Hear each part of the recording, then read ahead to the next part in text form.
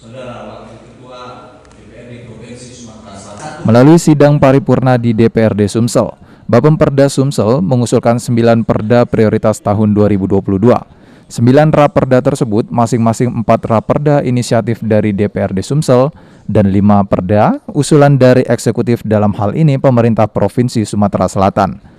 Atas 9 perda prioritas tersebut, tim Bapemperda DPRD Sumsel yang diketuai oleh Thoyib Rakembang selanjutnya menurut politisi Partai Amanat Nasional tersebut, perda yang telah disahkan nantinya benar-benar dilaksanakan oleh pihak pemerintah provinsi agar bisa bermanfaat bagi masyarakat Sumsel.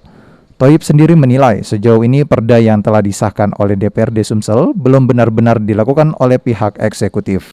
Terhadap perda-perda yang telah diusulkan dan kemudian telah disahkan oleh DPRD Provinsi Sumatera Selatan, kami menghimbau kepada para eksekutif untuk segera dilaksanakan secara efektif dan konsisten sehingga perda tersebut benar-benar bermanfaat bagi kelangsungan roda pemerintahan Provinsi Sumatera Selatan dan juga dapat bermanfaat bagi masyarakat Provinsi Sumatera Selatan, sehingga perda tersebut tidak sia-sia. Sudah kita 9 perda prioritas yang diajukan oleh tim Bapemperda DPRD Sumsel sendiri antara lain mengenai pengaturan alur sungai Sumsel, pengaturan distribusi air irigasi, perlindungan kesejahteraan lansia, pengaturan masalah TKS, pertanggungjawaban anggaran daerah 2021, serta perubahan anggaran tahun 2022.